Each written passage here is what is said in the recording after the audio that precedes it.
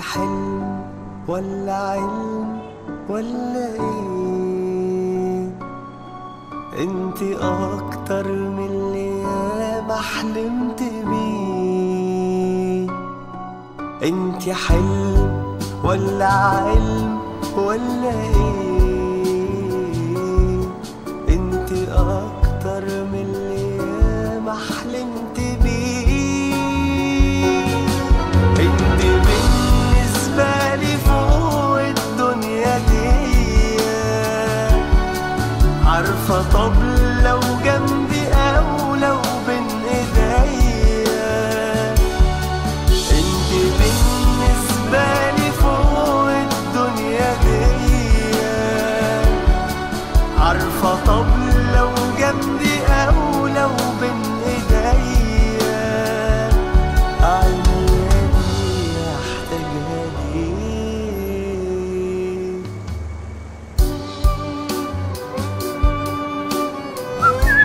دهب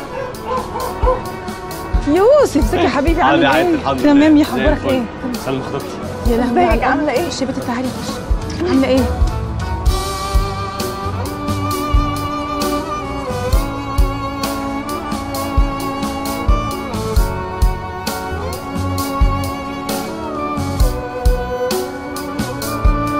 انتي روحي، انتي حضني، انتي بيتي،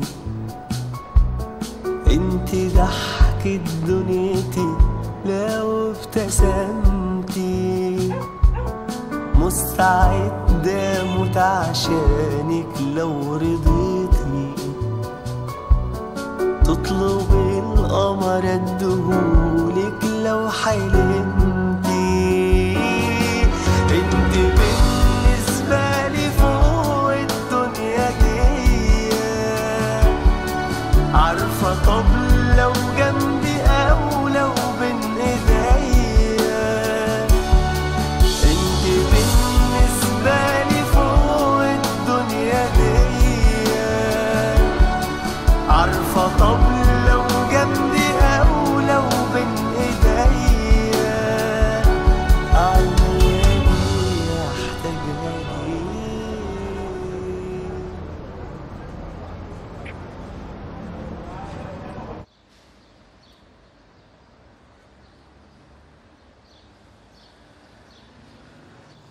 ورقة المبايعة دي تعتبر سند ضعيف. سند ضعيف ازاي يا حسام بيه؟ ما عمي الله يرحمه ماضي وباصم. هحط نفسي مكان القاضي لو انا بنظر في قضية زي دهيا، متقدم لي ورقة مهرية ومكتوبة بخط الايد ومش مسجلة، وصاحب الامضة والبصمة ميت اصلا. وقصاد كل ده الطرف التاني اكيد عنده حجة الارض وسند الملكية الزراعية ومستندات تانية كتير. صحيح هم في اثناء نظر دعوة زي دهيا مش هيقدروا يصرفوا في الارض، لكن هم في كل الاحوال هيقدروا يوصلوا لحقهم في الارض وياخدوا اللي هم عاوزينه. ياخدوها بالكذب، يبقوا عارفين ان الحق معايا وياخدوا فلوس مش بتاعتهم. اهدى بس يا ايهاب، انت ليه مش عايز تروح تتكلم معاهم؟ مش يمكن لما تتكلموا توصلوا لحل يرضيكم انتوا الاتنين؟ فاطمه معاها حق، يا ريت تروح تستغل صله القرابه اللي بينكم وبين بعض وتحاول ان انت توصل لحل معاهم يرضي جميع الاطراف. انما لو من البدايه جرجرتهم على المحاكم هيعندوا وممكن يعندوا اكتر كمان.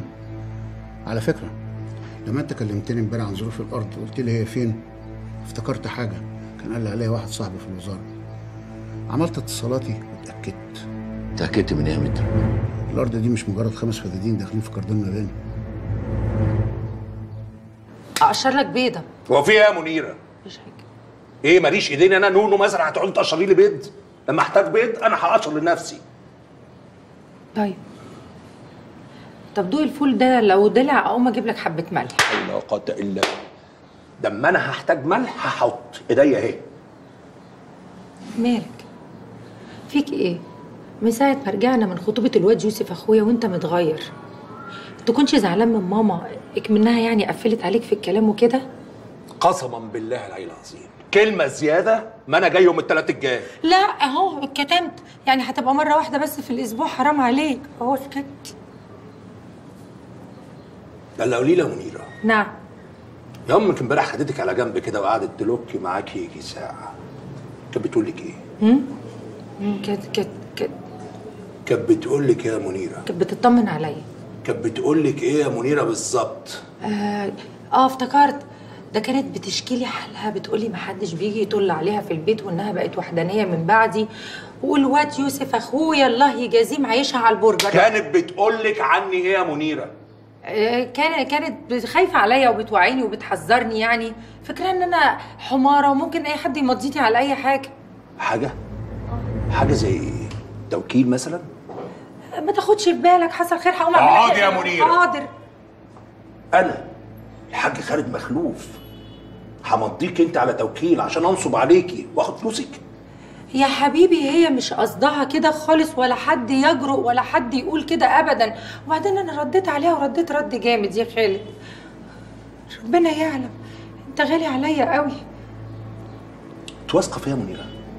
ده انا سبت الدنيا كلها، سبت الونس، سبت الاهل، سبت كل الناس اللي حواليا عشان بس اقعد معاك، وان شاء الله حتى تطل عليا يوم في الاسبوع انا راضيه. جاي دلوقتي تقولي واثقه فيا؟ ده انا ثقتي فيك ملهاش حدود. بس الثقه مش بالكلام، بالفعل يا منيره. مش فاهم. بص يا منيره، انا ما ينفعش اقعد مع ست تحت سقف بيت واحد وهي مخوناني او شاكه فيا او بتحرص مني. انا احرص منك؟ بقول لك ده انا ماليش غيرك في الدنيا كلها، تقولي احرص منك؟ يا خالد ده انت اغلى حاجه عندي في الدنيا. حلو، يبقى تقومي تغيري هدومك تنزلي معايا على الشهر العقاري تعملي لي توكيل عام. اهو سكاتك ده بقى بيثبت لي ان امك ما كانتش بتتكلم معاكي كلام فارغ، وانها فعلا كانت بتحذرك مني. ماشي؟ سلام عليكم. لا لا لا، والنبي ما تسيبنيش لوحدي، عشان خاطري ما تسيبنيش لوحدي.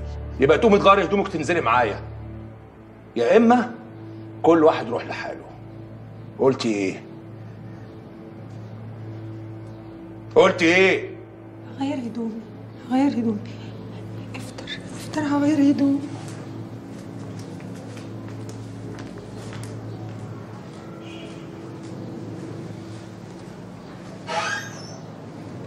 بسرعة.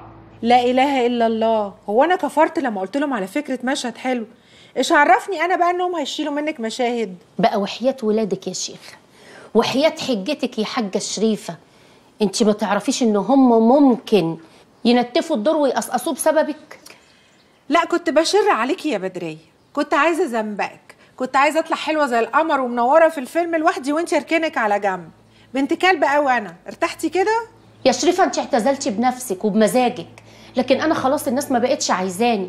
ما صدقت ما جالي دور مساحه، دور عليه القيمه، قلت اتسند عليكي عشان انت برضو ليكي اسمك، واسمك تقيل مش اي اسم. ابص الاقي الدور كده متقصقص. انت عندك حق، انا هتصل بيهم واقول لهم يسكوا على التعديلات اللي انا طلبتها دي. انا ما كنتش عارفه ان اللي انا طلبته ده ممكن ياثر على دورك، حقك عليا. لا طبعا ما تعمليش كده، ده انا ساعتها هيبقى شكلي زباله قوي، هيقولوا ان انا جيت وعيطتلك. طب انا اعمل ايه بس؟ ايه اللي يريحك دلوقتي؟ ما تعمليش حاجه يا شريفه، بس لما انا برضو افكر تفكيره حلوه تنسفلك دورك ما تبقيش تزعلي. فكره ايه بقى است بدريه؟ لا دي ما تتقالش، دي تاخديها في وشك على طول يا شريفه. خلاص اعملي اللي انت عايزاه واللي يريحك.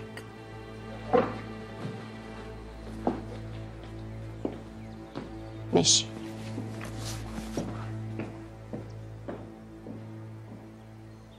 يلا يا حنان، يلا بقى كده هنتأخر على ميعاد الزيارة. ده أنا ما صدقت إني هشوف ابني. إيه ده؟ أنت هتخرجي كده؟ هخرج كده ازاي بس يا عمي؟ وأنت لسه ما لبستيش يا حنان؟ يلا يا بنت بسرعة اعملي معروف. اصل ماما لسه مكلماني في التليفون وقايله لي انها هتيجي عشان تسلم عليك. سلم عليا انا؟ ما انا في خطوبه يوسف قلت لها ان انت تعبان وعشان كده ضيا ما راحش. يا بنت بس احنا لازم ننزل دلوقتي. ما هو في زياره اخر النهار. وانا هستنى لاخر النهار؟ انا ما صدقت انهم سمحوا لنا بالزياره وهشوف ابني، تقولي لي اخر النهار؟ بقول لك يا حنان انا هنزل انا قبل ما يجوا، ولما تيجي امك بقول لها اي حاجه. اقول لها بس اي حاجه ازاي؟ دي هي جايه مخصوص عشان تطمن عليك. تصرفي بقى يا حنان، قولي اللي انت عايزاه. طب استنى بس، انت هتعرف تروح لوحدك؟ هعرف، وانا عيل صغير هاخد تاكسي. ماشي ما تقلقيش.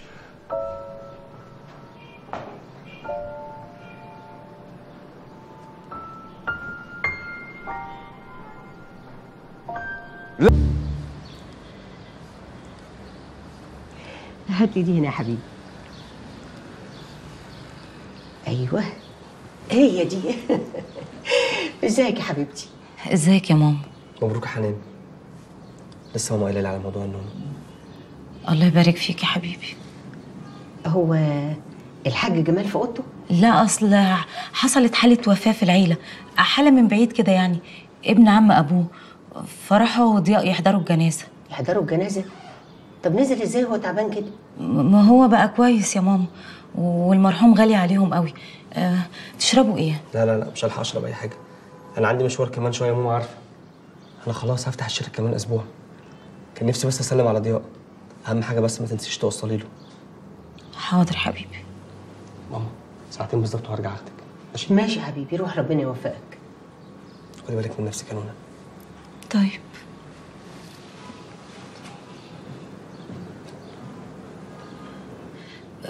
ماما انا هعمل شاي، تشربي معايا؟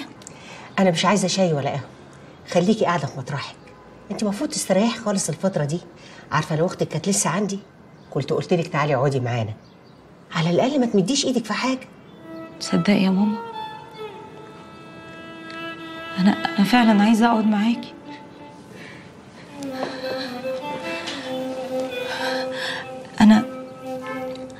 انا محتاجه لك قوي يا ماما، قوي. حبيبتي ايه ده؟ مالك؟ في ايه؟ في ايه يا حبيبتي؟ لا مفيش حاجه. مفيش ازاي؟ اوعي يا حنان تكوني زعلانه انك حملتي تاني، ولا لسه بتفكري في اياد واللي حصل له؟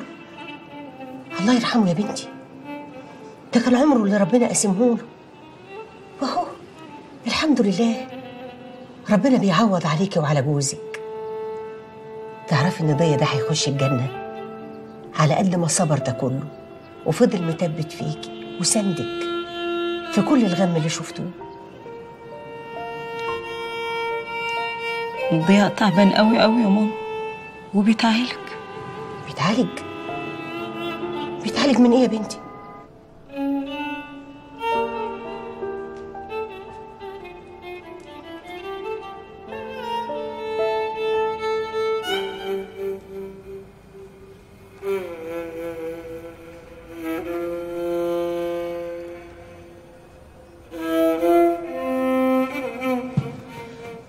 قوم يا هاني، قوم يا حبيبي، الله يرضى عليك، روح لها صالحة، ما تخليش شيطانك يخرب عليك. يخرب عليا انا برضو؟ وحياة ربنا ورحمة ابوك انا ما عايزة حاجة، انا كل اللي يهمني راحتك. انت تعبت كتير ومن حقك تستريح. انا مش رايح لحد، ايه اللي هتيجي؟ حياة امك هتيجي بعد ما رميت عليها اليمين في فرح اخوها؟ هتيجي.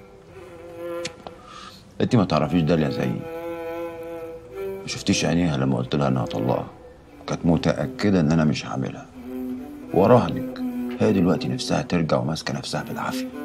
ما تبقاش ديك رومي في نفسك قوي كده، ما جابش ابوك ورا غير النفس الكدابه دي. انا كنت رايح الفرح ده وناوي اطلقها اصلا،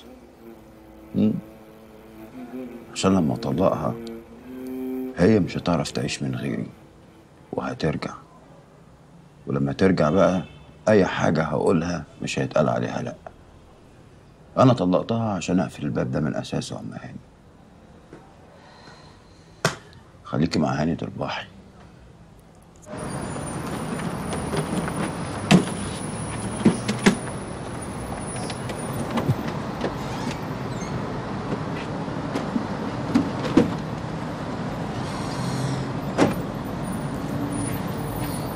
حماكي موجود اهو، انا هخش اطيب خاطره بكلمتين. ماما هو يصح ان انا اسيبه لوحده واجي معاكي؟ مش بدل ما تقعدوا في وش بعض تقلبوا المواجع وتعيطوا على ضيا. خدي بس، انا هقول له كلمتين وارجع لك على طول.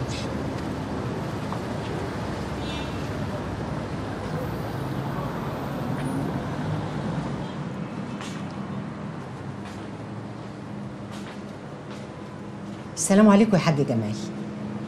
السلام ورحمة الله وبركاته. أهلا وسهلا. اتفضلي يا حاجة صفية. أنا مش جاية أتفضل، أنا بس جاية أقول لك شد حيلك.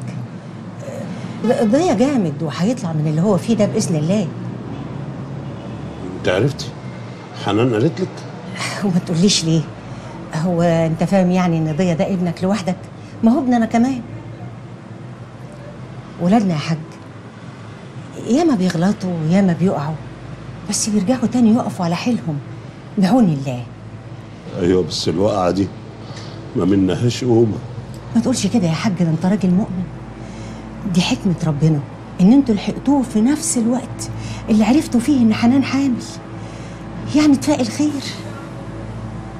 لله الأمر من قبل ومن بعد. أنا من بعد إذن حضرتك يعني أنا هاخد حنان تقعد معايا كام يوم، بس إحنا قبل ما ننزل وضبنا البيت وعملنا لك أكل يكفي الأسبوع قدام. بس أنت بقى خلي بالك من صحتك، بلاش حوادق وملح وحاجات من دي. والقرآن اللي أنا شايفاه في إيدك ده اوعى تسيبه من إيدك، اقراه على طول، هو ده اللي هيبرد قلبك يا حاج. فوتك بعافية.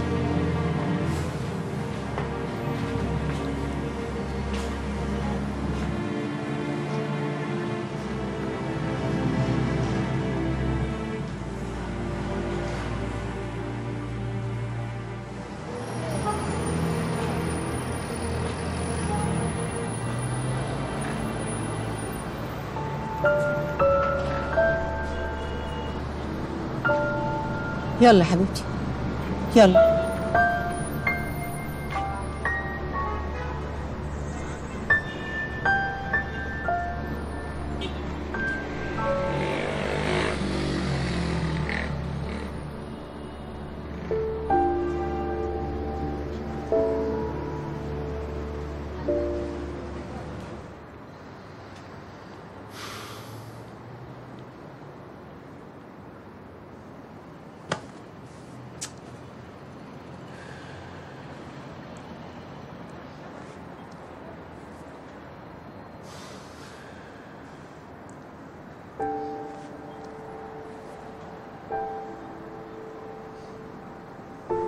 وبعدين يا لبنى، انا بدات اقلق عليكي بجد يا حبيبتي. انت ما بترديش عليا من امبارح، يعني انا كلمتك اكتر من 50 مره. على فكره انا رحت لك البنك وقالوا لي ان انت في اجازه، انا مش عايز اجي بس البيت عشان كريم. من فضلك يا لبنى، من فضلك طمنيني عليكي، طمنيني عليكي حتى لو برساله. يعني اكيد مش زعلانه لغايه دلوقتي يعني. من فضلك طمنيني، ما تسيبينيش اكل في نفسي يا لبنى، انا حرفيا باكل في نفسي يا حبيبتي. بحبك. تخيلي يا ماما، ديب بيربل عاملين حفله اكتوبر اللي جاي في لندن، يعني وقت ما انا هكون هناك انا ممكن اشوف ديب بيربل لايف. خلصت الهوم ورك اللي عليك؟ يا ماما هوم ورك ايه؟ انا بكلمك في ايه وتكلميني في ايه؟ بقول لك ديب بيربل عاملين حفله.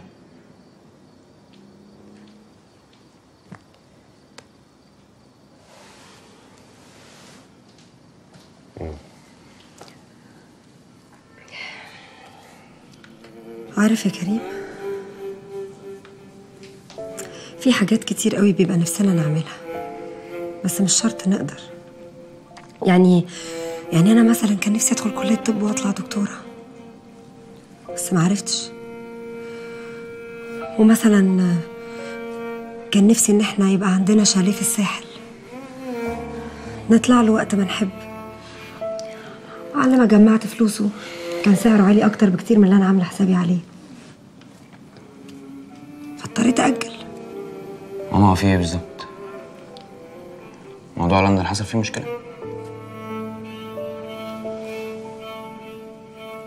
انا اسفه حبيبي. المدرسه اللي كانت المفروض تديلك المنحه الاداره بتاعتها اتغيرت ولغوا الموضوع ده خالص. يعني ايه يعني لغوا الموضوع؟ يعني ما فيش لندن يا كريم. بس عارف الPS4 اللي انت كان نفسك فيها انا ممكن اجيبها لك. مش عايز حاجه.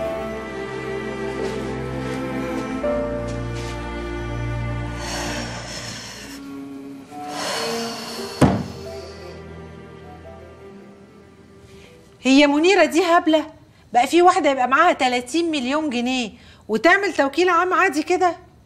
لو انت السادة ما اسموش هبل، ده اسمه النسوان اللي بتقدر رجالتها على حق. مش انت اللي عملتي له الليله عشان قلت لك عايز 5 مليون وهتشاركيني بيهم. طب لم نفسك بقى. ولعلمك منيرة دي ممكن في لحظة تلغي التوكيل ده لو حد من اخواتها خد خبر ولعب في دماغها. صعب. دماغ منيرة دي لعبتي ويستحيل حد يعرف يغلبني فيها. طب اظبط بقى، اظبط بدل ما اظبطك. ماشي يا عسل. طب اقول لك ايه بقى، ما تخلينا في المهم. ما تقومي كده توضبي لنا شنطه فيها قميصين نوم بشخلعين من بتوعك ونكت لنا كده يومين 3 في اي حته. لا انا كنت فين؟ انا فاضيه؟ ده انا ورايا هم ما يتلم. ده انا عندي ميزانيه وجرد ولازم عناية تبقى في وسط راسي. ده انا حتى كنت هقولك يعني ان انا بكره هتاخر شويه. ميزانيه وجرد؟ والله. جرودي يا اختي، جرودي. يعني هو اسبوعين بس، اديني اسبوعين وانا هخلص كل حاجه وافضلك. يوه مالك اتقمصت كده ليه؟ طب يعني اذا كان على الدلع ممكن ادلعك وانت قاعد هنا مطرحك. تعالي اقعدي يا حنان. انت جايه تقفي في المطبخ؟ هعلق على الرز يا ماما واجي على طول.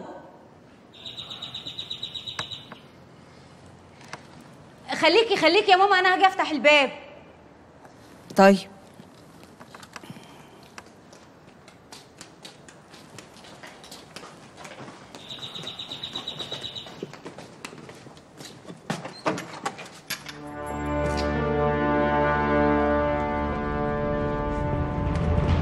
ازيك يا حنان؟ عامله ايه؟ الحمد لله كويسه. اهلا.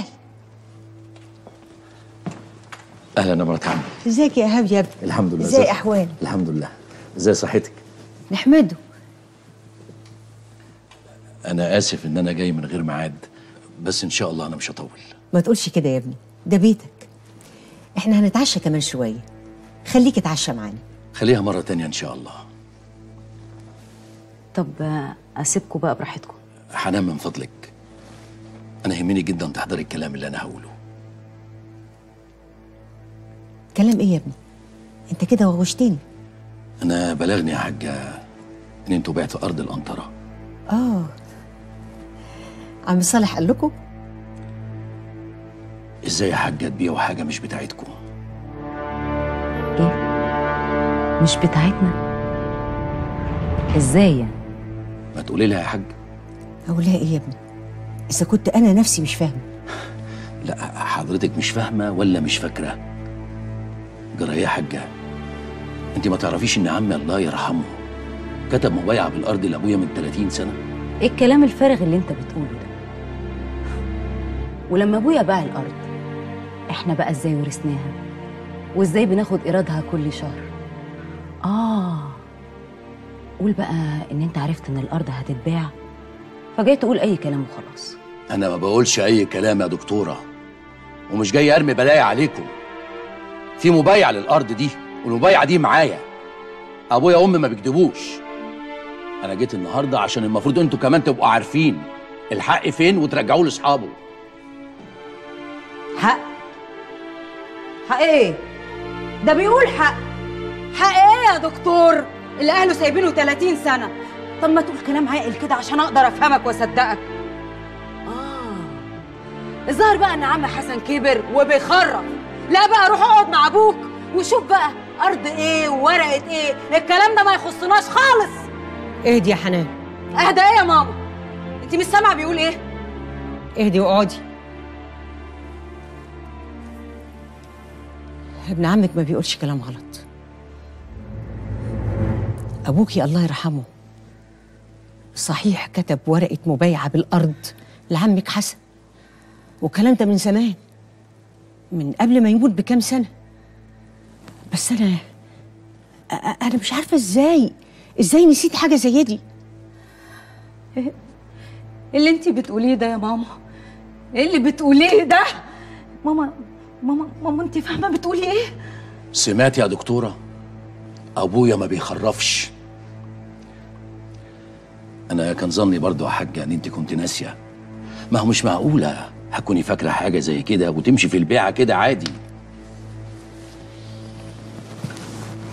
يا ريت حضرتك تفهميها وتفهمي إخواتها، ولما يستوعبوا الموضوع نحدد ميعاد ونتكلم فيه ونشوف بقى هنعمل إيه مع الناس اللي اشترت الأرض دي. دكتورة، إحنا عاوزين نحل المسألة ودي، مش عاوزينها توصل للمحاكم عشان نقف قصاد بعض. سامعة يا دكتورة؟ مش عايزين نقف قصاد بعض.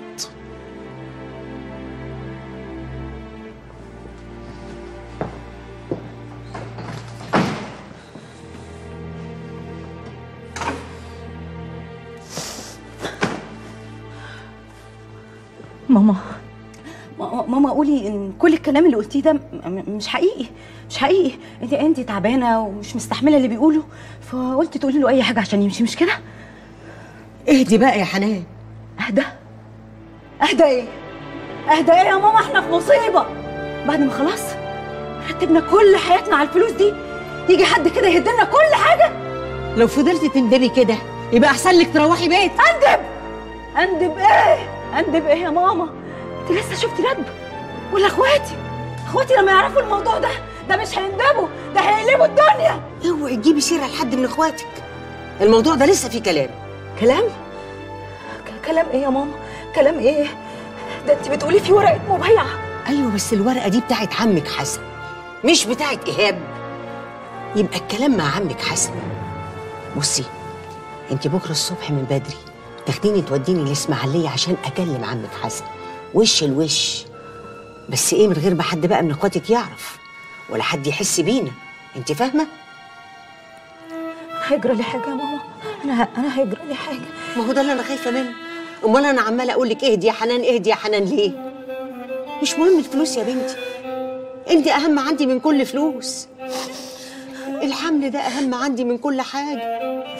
ده انا ما صدقت ان ربنا من عليكي بحمل جديد وهيعوضك من اللي فات.